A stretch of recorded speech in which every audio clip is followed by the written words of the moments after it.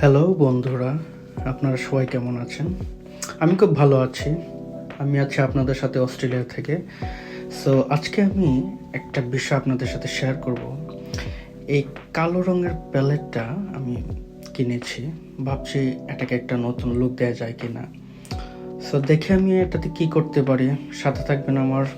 আশা করি সম্পূর্ণ ভিডিওটা দেখবেন কিভাবে ছবি আঁকি, এবং কিছু কিছু বিষয় আপনি নোটিস করবেন এই ভিডিওতে, যেটা কিনা আমি একদম নতুন একটা বিষয় তুলে ধরার চেষ্টা করেছি।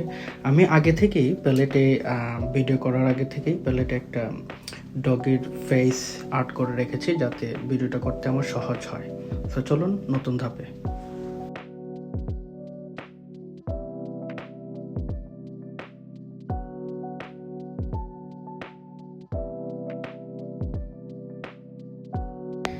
এখানে বলে রাখা ভালো, আমি প্রথমে যে কোনো ছবি আঁকার সময় সাদা রঙটা ইউজ করে থাকি। সো আমি যেহেতু প্রথমে পেন্সিল দিয়ে ছবিটা এঁকেছি, তারপর আমি সাদা রঙটা দিচ্ছি যাতে আউটলাইনটা খুব ভালো আসে।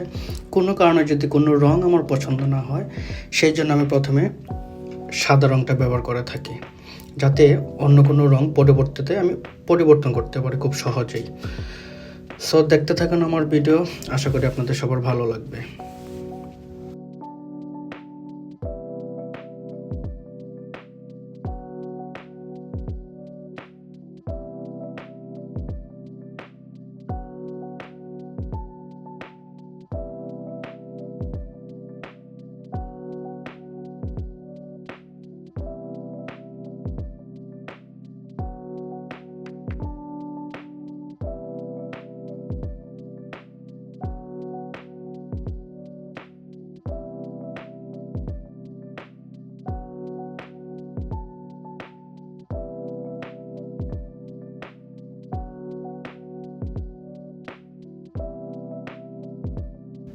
সো ভিডিওর এই পর্যায়ে আমি ডগিটার ডিটেলস দেওয়ার চেষ্টা করছি।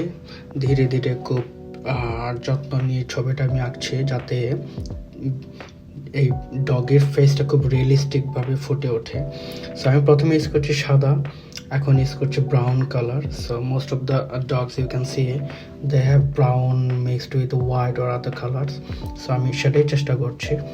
অ্যান্ড দেন আমি চেষ্টা করছি চোখটাকে খুব ভালোভাবে ড্র করার, কারণ কিছু কিছু বিষয় আমি আগে থেকেই বলেছি যে ছবি আঁকার সময় কিছু কিছু বিষয় খুব সূক্ষ্মভাবে ড্র করতে হয়, তা না হলে রিয়েলিস্টিক ভাবটা ফুটে ওঠা খুবই মুশকিল হয়ে যায়।